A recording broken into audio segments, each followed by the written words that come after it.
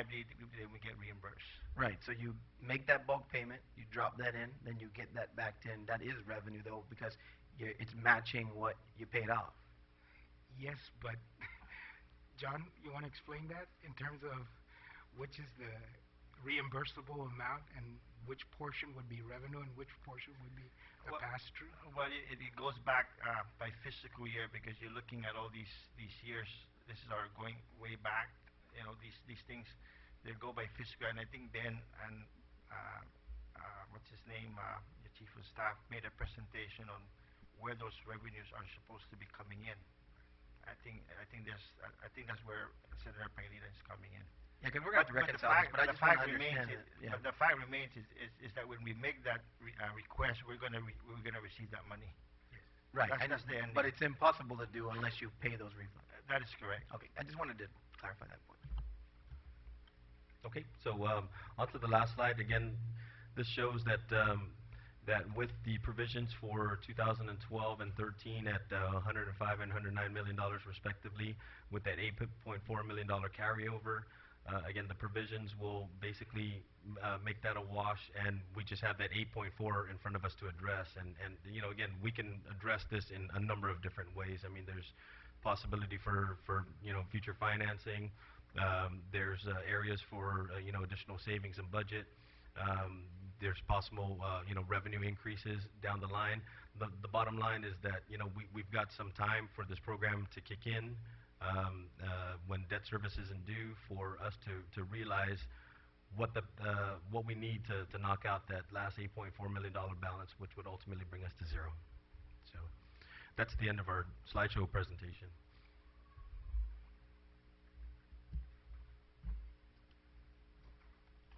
Thank you very much. I'd like to then, I mean, I know there were other questions in between, and rightfully so that we can get some of these numbers cleared before we move forward. And I'd like to open up, of course, this time now to our members to ask any questions. I'd like to allow, of course, the chair of OFB to ask some of the questions first. I guess I see how we're going to use the money. I don't think that there's any debate on how we're going to use the money. Do you have a projection of a 10-year pro forma that would show us the growth of the expenditures, revenues, projected growth in expenditures, what's going to drive those growth that will show us the revenues we will have, and then projections on the expenditures of the government of Guam, so that we know how much we're going to grow expenditures, if we're going to grow expenditures at all, and then show us the bottom line that would show us how much money after growth in revenues, growth in expenditures, budget cuts, savings, that would then show us how much money we have at the bottom line to be able to pay all of our debts. Do you have it? Yeah, and that is the projection. I think it was attached also to the letter from the governor to you, Senator, that showed the 10-year revenue and expenditure, which Senator Cruz just passed out. And it's pretty similar to the 5-year forecast that was with SCS. With the exception of adding in the debt service for the bond, and then making an addition to the JFK debt service. And one of the things that we did here was and at that time when it was submitted, was we were still, what we did is reduce the provision for tax refund from the 105 to 73. Now, based on the growth, what we did use is a 3% on the baseline revenues. We used a 3% growth on the baseline, and then we also pushed back the military buildup. If you looked at the previous projections, we recognized, or we assumed that we were going to get in some tax collections in 2012 for the military buildup, and so what we did is we pushed it back to 2014. And then based on the FEIC, what we did is instead of the estimated $10 billion in construction costs, I basically just reduced that to $5 billion of construction costs, and then took 10% of that for the tax collection.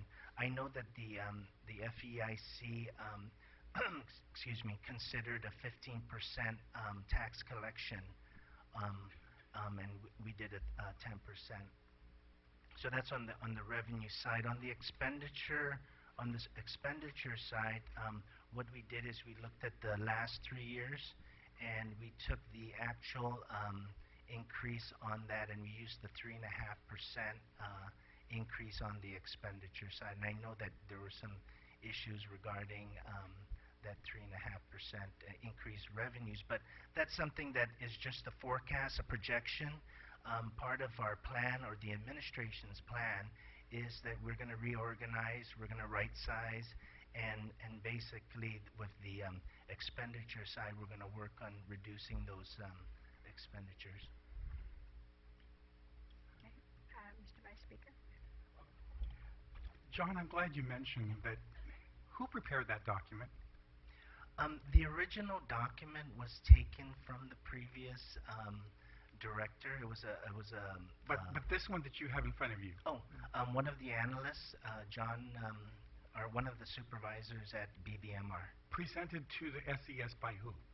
But what I did is no, this wasn't presented to the SES. This was included in the. No, that was presented at the SES. That was your second projection.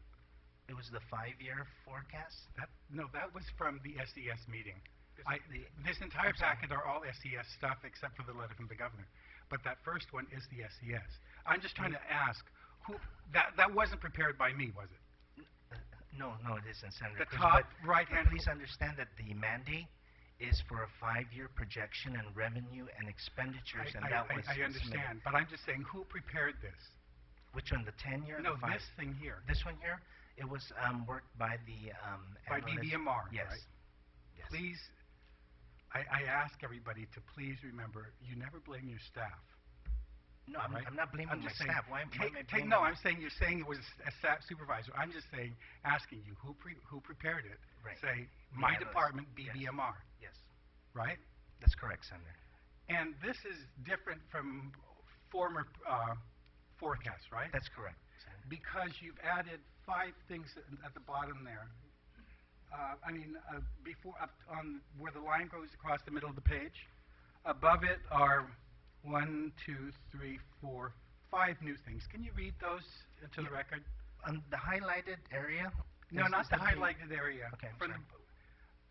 halfway down, starting with tax revenues. On the revenue side? Yes. Okay. Yes, that's the tax revenues and the military projects. Okay, followed by what? The additional Section 30. Additional Section 30 from what? That's from the military buildup. And that's basically. I'm just saying. Okay. What's the next one? And the GRT from the military buildup. And following that? The income tax and the military buildup. And across the page there, you presented some numbers, correct? I didn't prepare those numbers, did I? That's correct. You didn't. And on those, you're projecting anywhere from 55 to 152 million additional from those 5 new items. That's correct. What we did is we pushed it back. It's a lot less than what was previously projected, but it's just a matter of being, we're being a little conservative. And this is being utilized to justify the income that you're going to have, or you're hoping to have, to be able to pay for this bond. That's incorrect, Senator, because if you look at the 5-year projection that was submitted to the SES, it included the first 2 years here on the 14 and 15. But so it's still including military buildup money, right? In your 5-year and your 10-year, both times you've had military buildup. Right, and that had nothing to do with the bond at that time when we submitted it, because on the 5-year that at the top of the page, what's that forecast for RAF bond? What's RAF? For this 10-year, yes. What's RAF? Not the Royal Air Force. The revenue. The revenue anticipation financing. Correct. Yes. And anticipation of what revenue?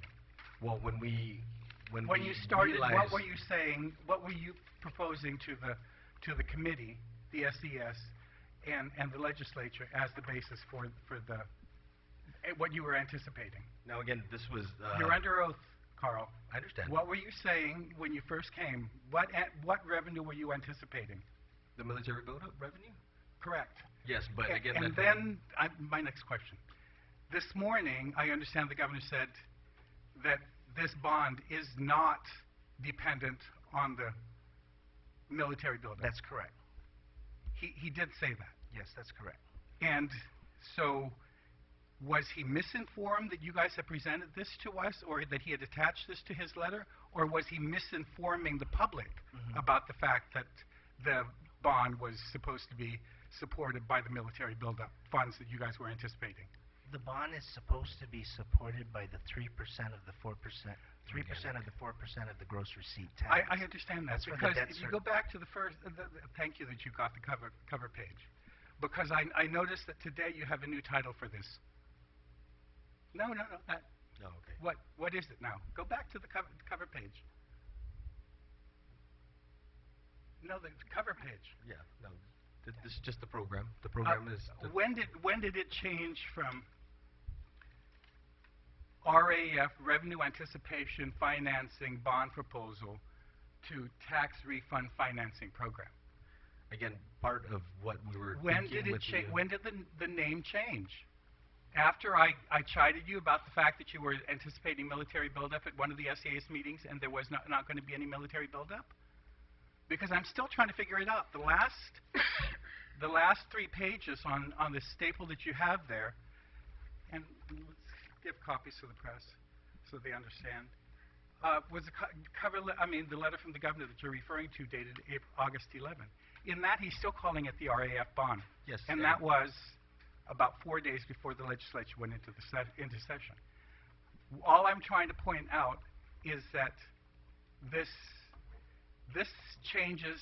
The title. You're just asking about the title. No, but even what you guys are planning on using, I noted throughout this whole thing, not once did you mention military buildup. And on these things, and the earlier one that was presented to the SES, you guys were that this was in anticipation of revenue that we were going to be receiving from the largesse of the military buildup. Now again, another thing that led to us titling that the revenue anticipation financing was in the actual structure.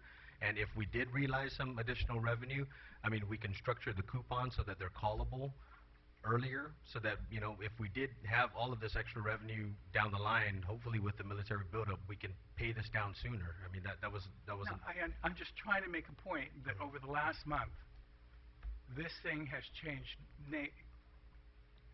more times than I know what to do with. I mentioned that to you at every SES meeting, didn't I? So the name changes? No, how you're planning on doing it, the amounts, what's going to be shucked and chucked, and what's going to be. Yeah, and you know, again, all of these concerns were taken into account, and that's how it sort of evolved into what we feel is a very simple program now.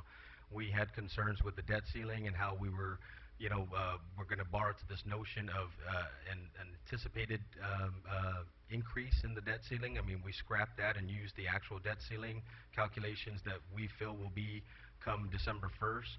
There was a lot of concern about the deferrals and how we were going to defer some of the general obligation bonds for 2 years. We took that into consideration and scrapped it with this program. And as you can see, there aren't any more scoop and chuck. There aren't any more deferrals. I mean, this is straight 100% of the proceeds going to unpaid tax refunds. Earlier, you made a very cute comment, which I didn't think was very cute, about the fact that you don't pay attention to national news. You're more concerned about what's